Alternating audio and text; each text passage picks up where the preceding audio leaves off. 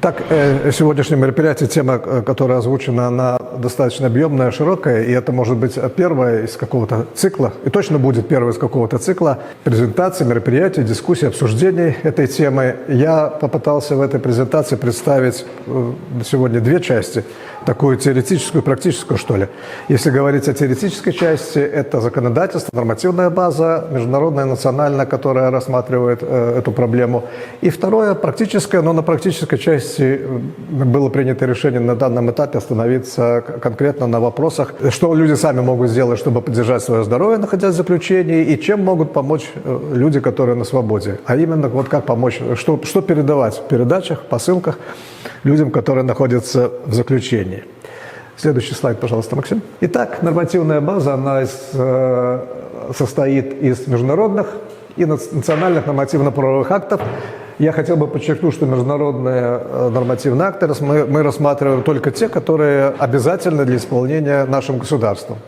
Следующий слайд. Что касается международного законодательства, я не буду, конечно, рассказывать про каждый из этих документов, потому что это займет очень много времени, но я хотя бы их озвучу, а в дальнейшем у нас есть в плане разместить эти все документы на нашем сайте. Мы, Максим, сделаем это, да, потому что они есть в вордовском формате, в других форматах, и сделать их доступными для людей, которые заинтересованы. Итак, основной документ, с моей точки зрения, это Международный пакт о гражданских и политических правах. Следующий – Международный пакт об экономических, социальных и культурных правах. Это, еще раз подчеркиваю, те документы, которые обязательны для исполнения нашей страной.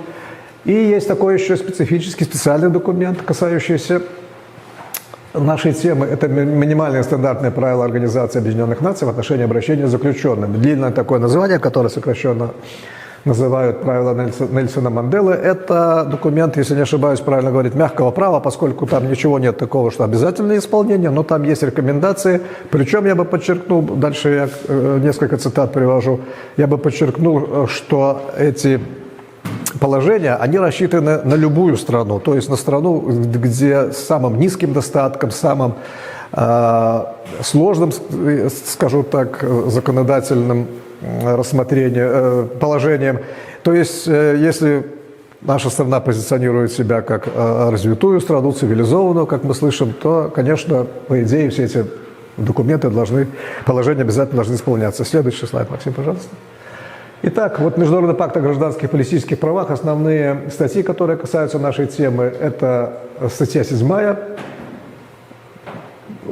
которая говорит о недопустимости пыток, жестокого, бесчеловечного, унижающего человеческого достоинства, обращения и наказания. Статья 10,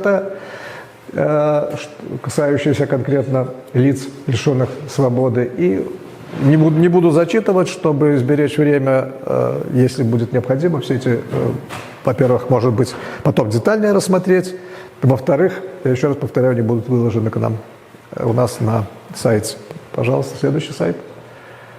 Международный пакт об экономических, социальных, культурных правах, то же самое, статья 12, это право каждого человека на наивысший достижимый уровень физического и психического здоровья и касается дальше улучшения аспектов гигиены, внешней среды, гигиены труда, это касается, и, конечно, заключенных, предупреждения и лечения эпидемических и других болезней, что исключительно актуально сейчас в контексте ковида для нашей страны, и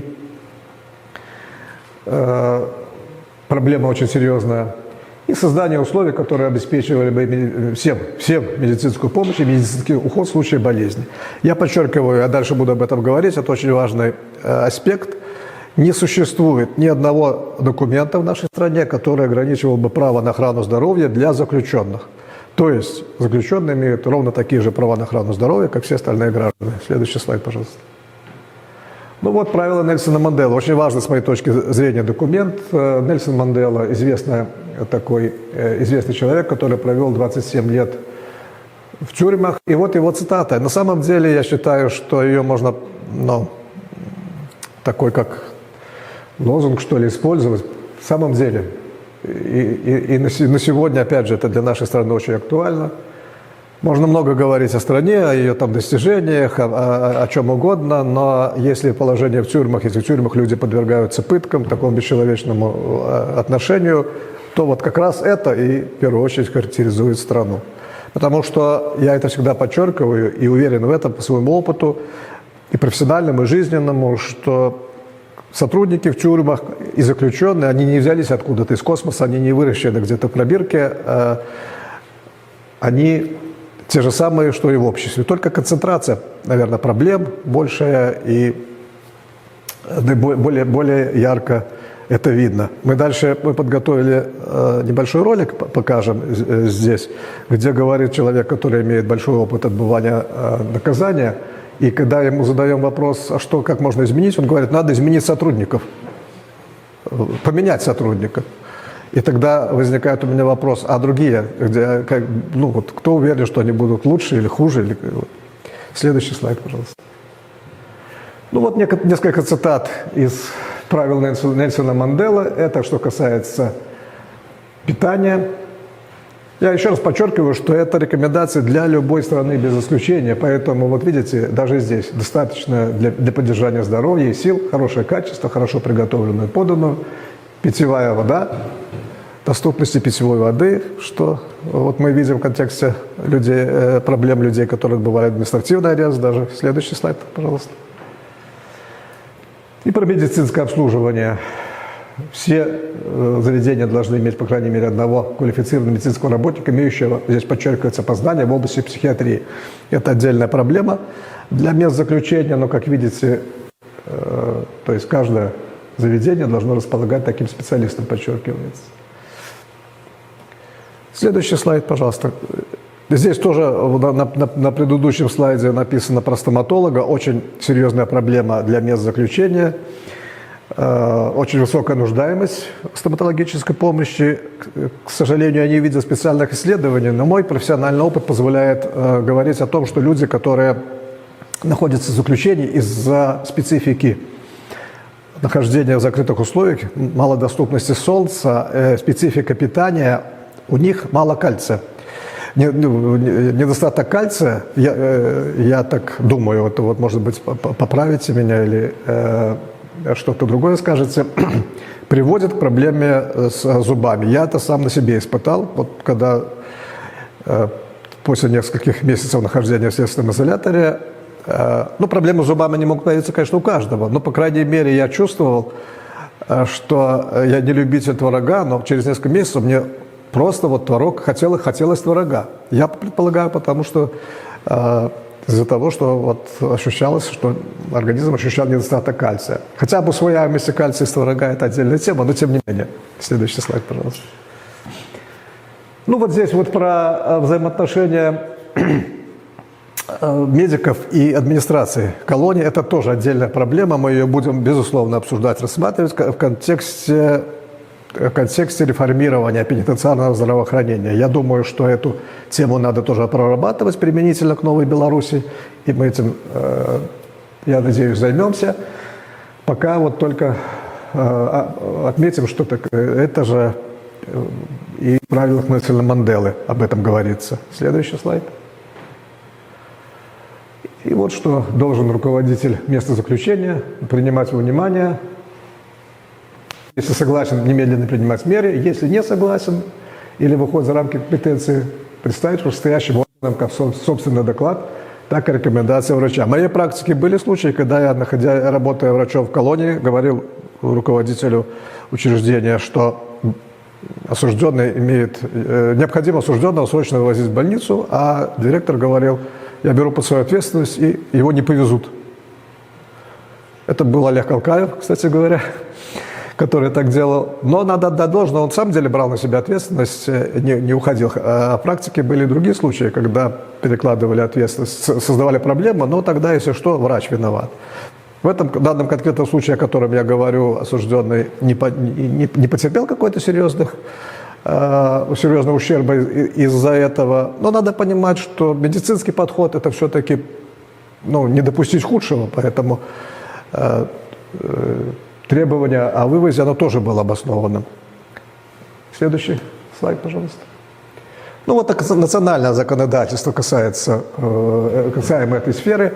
Это Уголовно-исполнительный кодекс. В соответствии с нашим отечественным законодательством есть иерархия законов и иерархия законодательства и нормативно-правовых актов в целом. Кодекс имеет высшую значимость, законы чуть ниже, и все остальные там подзаконные акты, они дальше располагаются по уровню. Поэтому Уголовно-исполнительный кодекс – это здесь на первом месте, закон о здравоохранении, правила внутреннего распорядка, которые есть отдельно для следственных изоляторов, отдельно для исправительных учреждений, отдельно для СИЗО КГБ, отдельно для мест отбывания административного ареста. И основной документ, которым руководствуются медики, которые работают в пенитенциарных учреждениях, в колониях, тюрьмах, следственных изоляторах, это инструкция по медицинскому обеспечению лиц. Еще раз повторяю, мы все это на своем сайте разместим. Следующий сайт, пожалуйста, слайд. Ну вот, в Уголовно-исполнительном кодексе, кстати, мне кажется, очень хорошо написано, и есть отправка, что осужденные имеют право на охрану здоровья,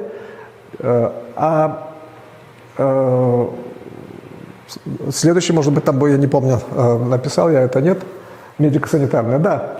Вот второй пункт. Оказание медицинской помощи проводится в соответствии с законодательством Беларуси о здравоохранении. То есть сразу это отсылка первая и к закону о здравоохранении в первую очередь. Там дальше будет слайд, какие законы вообще касаются здравоохранения существуют в Беларуси. Вот к ним отсылка. И еще раз подчеркиваю, что я и буду об этом еще говорить, что нет нормативных документов, которые бы ограничивали права на охрану здоровья. Следующий слайд, пожалуйста. Правила внутреннего распорядка – это документы, которые вот, детализируют оказание медицинской помощи. Правила внутреннего распорядка, я уже перечислил, они есть для разных учреждений отдельно. Инструкция – основной документ. Есть такой очень важный документ о медицинском освидетельствовании. Это постановление Министерства здравоохранения и Министерства внутренних дел, которое утверждает вот эту инструкцию, который о медицинском освидетельстве осужденных и перечне заболеваний, препятствующих отбыванию наказания. Это перечень болезней и условий, при которых заключенный, осужденный может быть освобожден по состоянию здоровья от отбывания наказания. К сожалению, в нашей стране там перечень такой очень тяжелых заболеваний, в общем-то, смертельно опасных, и, к сожалению, большинство там из перечисленных болезней это уже терминальные стадии заболеваний, таких злокачественных, почечная недостаточность, например, терминальные стадии. Хочу рассказать, был очень интересный такой случай, когда мы уже начали в рамках учреждения Таймакт работать, заниматься этой темой. Даже для меня было сюрпризно, что удалось добиться освобождения заключенного, который осужден был по 328 статье к большому сроку заключения, и у которого развилась острая почечная недостаточность. Он находился в колонии, получил травму, перелом руки, очевидно, его неправильно лечили, с моей точки зрения, очевидно, извините, с моей точки зрения его неправильно лечили, и это все повлекло за собой почечную недостаточность. Он нуждался в регулярном гемодиализе. И хотя у него оставался большой срок, вот в таких случаях просто не хотят освобождать суды. Я не помню, лет 7 ему, по-моему, еще оставалось, у меня вся эта документация имеется. Но в этом случае он был освобожден и уже на свободе. Он сам отбывал наказание в Глубоком, потом он в Новополоцке живет сейчас и получает уже гемодиализ, находясь на свободе. Правда, сейчас связь у меня утрачена с ним, но по крайней мере, человек, и, конечно, нуждается, он молодой человек, относительно он нуждается в пересадке почки. Ну и внутренние писанные и неписанные нормы и правила. В каждом учреждении свои подходы, свои порядки. Например, там где-то мед принимают для заключенных, где-то мед откажутся принимать. Где-то, и другие аспекты, о которых мы тоже сегодня упомянем. Следующий слайд. Вот теперь, чем могут помочь люди, близкие, родственники человеку, который находится в местах заключения. Получение информации о состоянии здоровья, объективной информации. Серьезная проблема оказалась, потому что, когда обращаются родственники, вступает в действие бюрократия. В соответствии с законодательством информация о состоянии здоровья представляет врачебную тайну. И если, например, человек сам не говорит, что я разрешаю, отправьте информацию о моем здоровье моим там родственникам или не родственникам, кто спрашивает, то совершенно объективно бюрократический подход, сразу отказ, что это врачебная тайна. Но даже если заключенный говорит о таком, это абсолютно не значит, что дадут предоставят эту запрашивающую информацию. Она очень часто важна. Часто родственники хотят проконсультироваться у специалистов независимых, у знакомых их медиков, и, естественно, медики хотят как можно больше информации получить.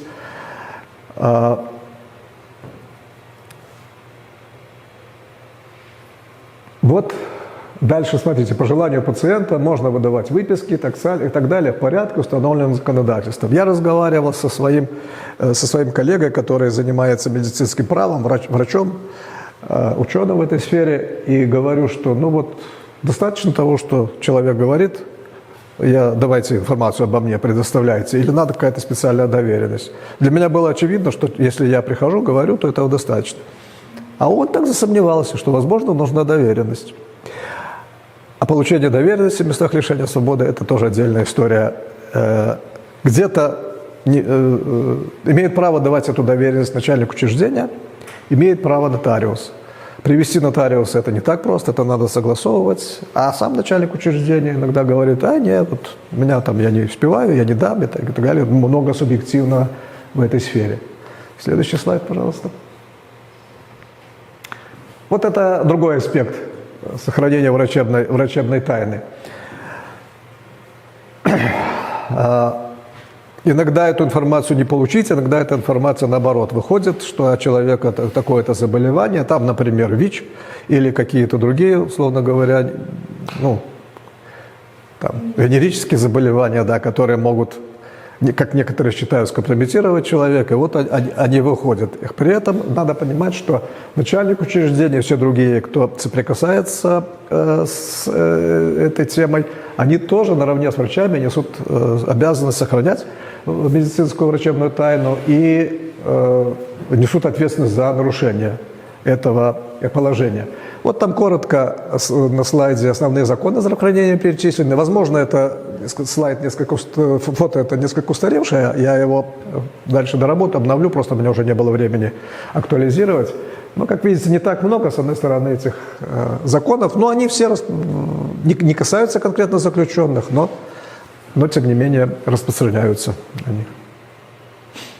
Итак, вот о чем я уже говорил не один раз, еще раз повторяю. Это не только моя точка зрения, это в том документе, который я вам пересылал, Олег Николаевич, есть мнение специалистов, подтверждающее этот тезис, что право на охрану здоровья для заключенных точно такое же, как и для всех остальных людей, оно ничем не ограничено и не может быть ограничено.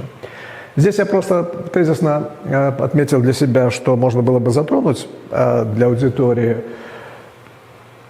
и о чем мы будем дальше говорить. Значит, всегда проблема, что в местах заключения, естественно, нет узких специалистов. Есть терапевты в лучшем случае, есть лучший психиатр, есть стоматолог или зубной врач, иногда врачи-наркологи. Пожалуй, кое-где есть фтизиатры. Я уже не буду говорить про то, что сейчас очень серьезная проблема с укомплектованием медицинских кадров в местах лишения свободы. Точно так же, как на свободе проблема серьезная, но здесь она еще более серьезная, потому что специфические условия работы и вот такие большие учреждения, как те же легендарные Новосадская колония 14, она близка мне, потому что я там долго работал. У нас, наверное, было 7 или 8 врачей, когда я работал. Были периоды, когда там вообще врачей. Вот сейчас я не знаю, есть там врач или нет. Там находилось несколько тысяч заключенных, и, конечно, если врачей нет, серьезная проблема. Тогда должна администрация организовать или посещение специалистов, или вывоз осужденных, а это тоже не так просто сделать и по объективным, и по субъективным причинам. И вот эта проблема иногда приводит к серьезным последствиям. Один из случаев, которым мы занимались, это когда человек потерял зрение, стал инвалидом, стал человеком с инвалидностью первой группы. И с моей точки зрения, из-за того, что ему не своевременно была оказана медицинская помощь, потому что отсутствовал профильный специалист. Медицинские передачи и бандероли – это отдельная отдельный вид передачи бандеролей. Это и предусмотрено нормативной базой, что по заключению врача могут передаваться лекарства. И вот эти вот бандероли, передачи, они не засчитываются в нормы, потому что для каждого вида режима в местах заключения существует свой порядок и свои нормы получения посылок и бандеролей. Там в оптимальных, лучших условиях 1 раз в квартал, в более жестком виде режиме, там на тюремном режиме, я не помню, 1 или 2 раза в год всего лишь. Следующий слайд. Ну вот это вот выдержки из правил внутреннего распорядка, в данном случае из правил внутреннего распорядка следственных изоляторов. Отличается ситуация для следственных изоляторов и учреждений. В следственных изоляторах люди еще не осужденные, поэтому без ограничения количества получается, за исключением, что общий вес не более 30 килограммов в месяц. Но передавать могут, по крайней мере по закону, передавать могут все люди, независимо там родные, близкие, Иванов, Петров, Сидоров, но на практике после вот этих событий прошлого года, августа прошлого года, я сам столкнулся, когда пытался Николаю Туховичу передавать передачи в американку, печально известную, не принимали ее, вы не указаны, это вот я не указан. Оказывается, что он должен указать заявление, фамилии людей, которые ему будут передавать передачи. Причем при этом в правилах внутреннего распорядка СИЗО КГБ, по крайней мере, на тот момент не было никаких указаний, никаких требований. Я там жаловал прокуратуру, но конечно, это не привело к каким-то быстро позитивным изменениям, кроме того, что все-таки как-то потом через адвоката донесли до него, и он, на самом деле, написал это заявление какое-то непонятное, и передачу, в конце концов, стали принимать, но это только несколько месяцев человек был вынужден находиться без элементарных, например, санитарно-гигиенических средств. И мы знаем это по публикациям в СМИ, что это общая проблема не только для американки, но для изоляторов внутреннего содержания. То есть идет нарушение законодательства, но, по крайней мере, вот норма такая. Следующий слайд. Ну и вот в правилах внутреннего распорядка пунктом 1 описано, что можно передавать. Продукты питания, которые не требующие тепловой обработки, не скоропортящиеся и так далее. И подчеркнуто, что предметы и вещи, не предусмотренные, являются запрещенными. С одной стороны, достаточно широкий перечень, но вместе с тем это запрет. Кстати говоря, во все эти правила внутреннего распорядка в текущем году внесены изменения.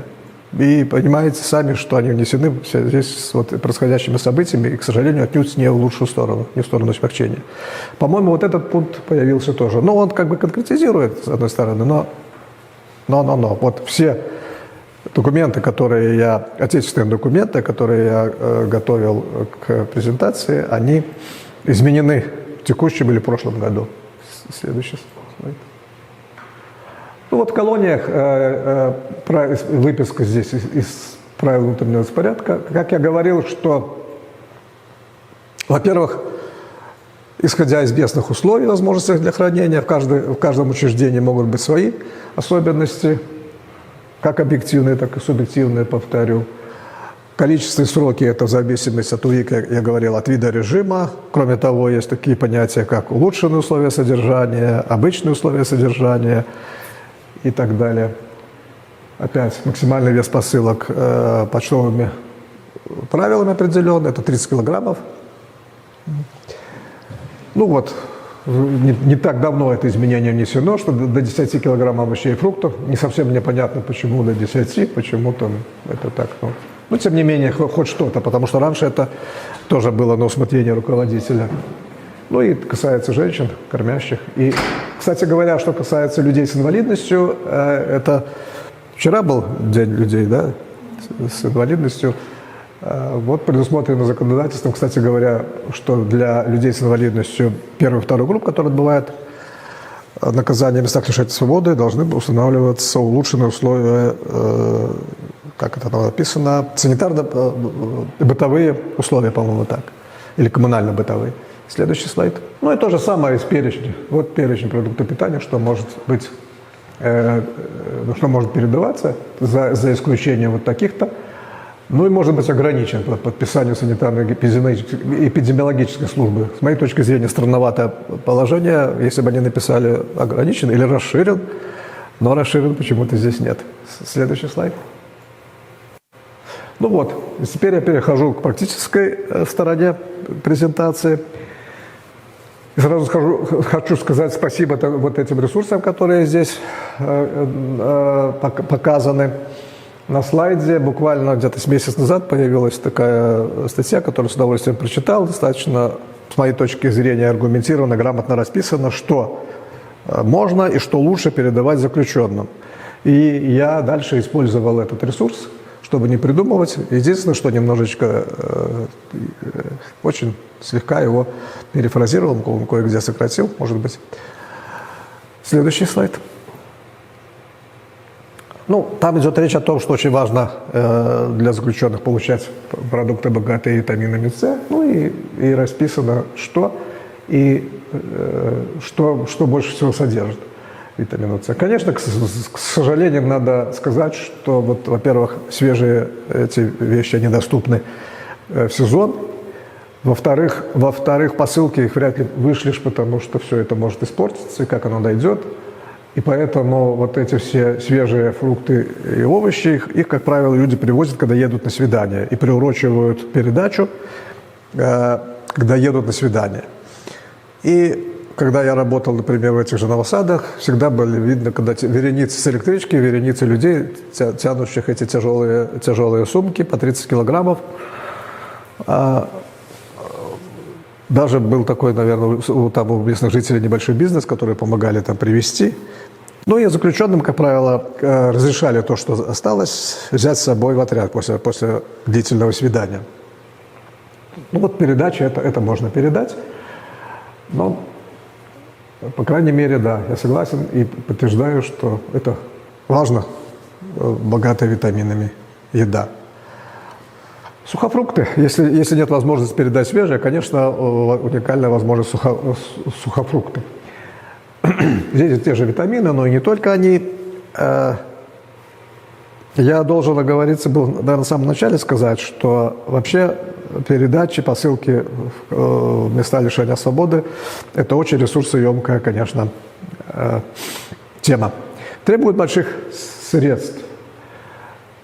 И ведь не только, и кроме того, не только в продуктах нуждаются заключенные. Очень часто, и почти, да не часто, всегда они нуждаются в какой-то одежде другой, что там выдают, отличающейся от той, что там выдают, обувь. Нужна другая, потому что то, что там выдают, она изготавливается в самих учреждениях. Это тоже отдельная серьезная тема,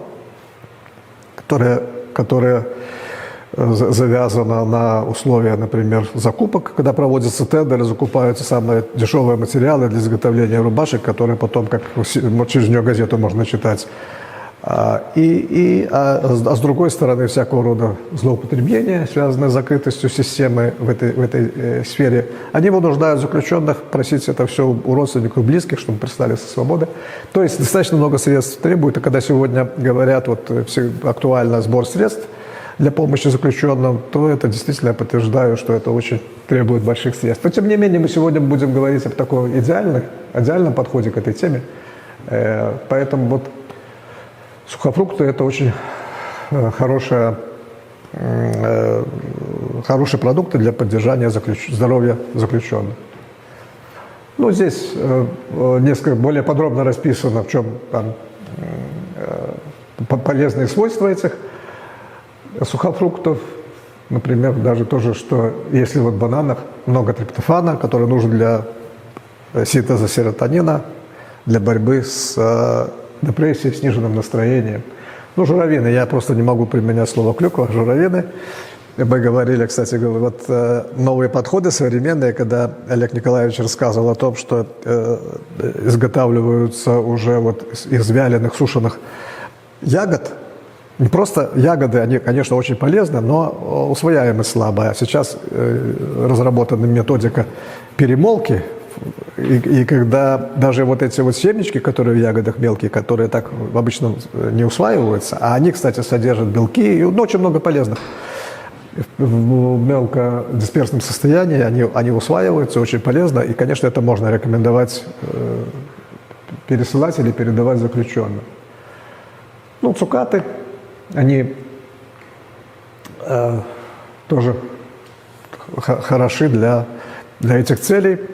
Следующий слайд.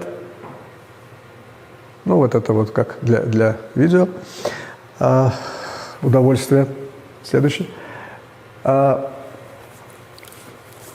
И вообще, если мы будем говорить о рационе заключенных, осужденных, которые доступны в местах лишения свободы, то, что, пусть будет пока, то, что им там дают, это в основном каши, углеводы. Поэтому как бы в углеводах большого недостатка нет заключенным. Особенно, что касается, ну, вот таких не быстрых углеводов. Больше проблема, конечно, с белками и жирами. И когда мы говорим о каких-то сладостях, надо понимать, что это, ну, просто это вот больше про быстрые углеводы, когда, конечно, ну, многие любят их и хотят сладкого. Поэтому вот шоколад, кроме того, что это, ну, вкусно, это еще и полезный продукт. Орехи. Орехи вообще источник, следующий слайд можно, очень хороший источник разнообразных полезных веществ, микро, макро элементов, минералов, белки, жиры, то же самое сбалансировано, ну и антиоксиданты мы видим. Следующий слайд. Грецкие орехи, другие орехи. Вот тут для меня тоже было интересно посмотреть, что, например, бразильский орех – это источник 1-2 в день, это суточная доза селена. Это антиоксидант, а кроме того, это еще и считается профилактическое средство в онкологической сфере. Следующий. Ну, сало. Вот про сало невозможно не сказать. Следующий слайд убирайте, а то сильно... нет, хочется сфотографировать? Картинку верните, пожалуйста. Да, я как смотрю, самого слюнки текут. Сало, конечно, это незаменимый продукт для мест заключения. Это просто вот суперпродукт, который, во-первых, хранится неплохо, хорошо. Во-вторых, конечно, полезный. Вот теперь уже можно следующий. И если раньше была такая, помните, волна, что сало – это холестерин, сало – это вообще вредно, и жиры в целом, а не только, а сало, мол, это вообще чистый жир, очень вредно. Сейчас пересмотрено это, к счастью, этот постулат, и совсем другой подход. На самом деле выявлены, что там имеются жирные кислоты незаменимые, и уникальная польза, на самом деле, от сала, как раз понижающая и уровень, и вредное воздействие холестерина.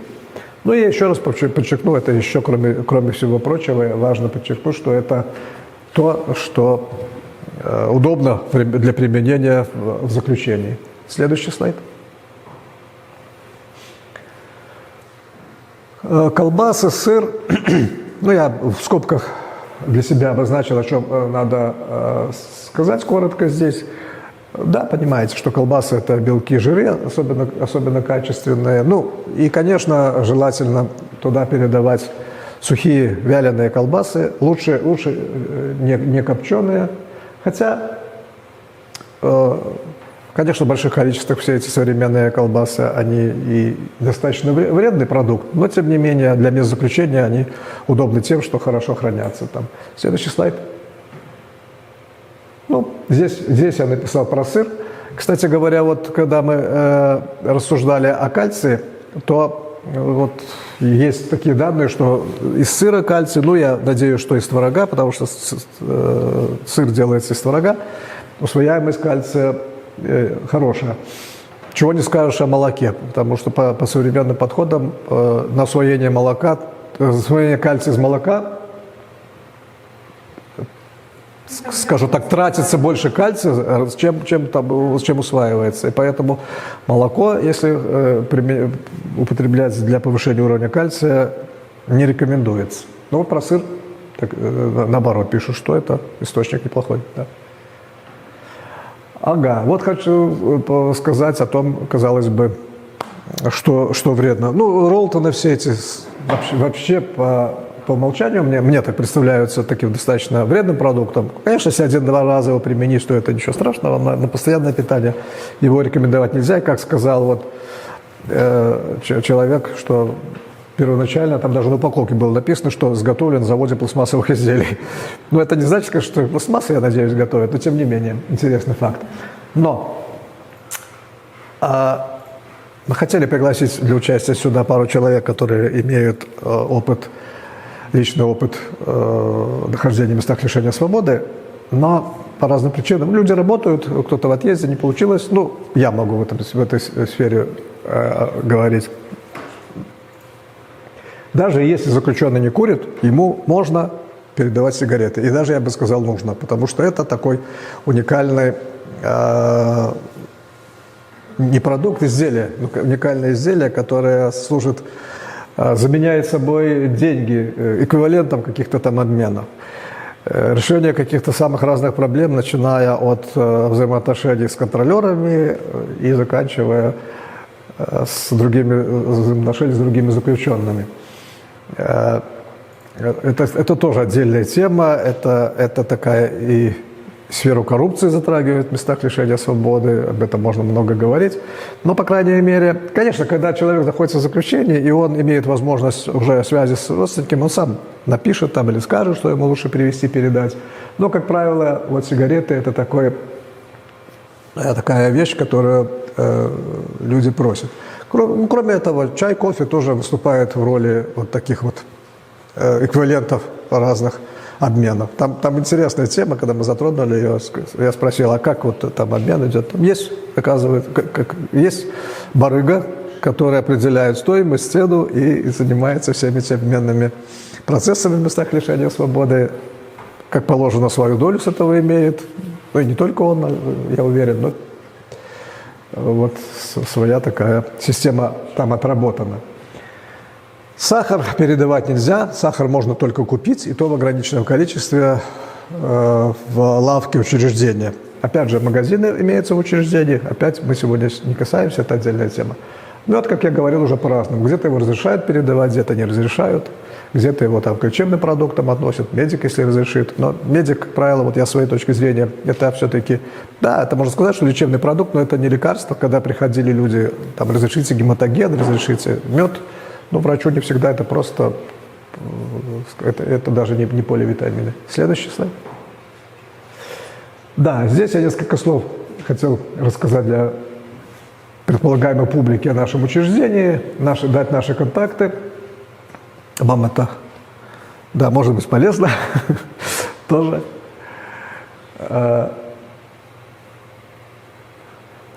Сейчас. Следующий.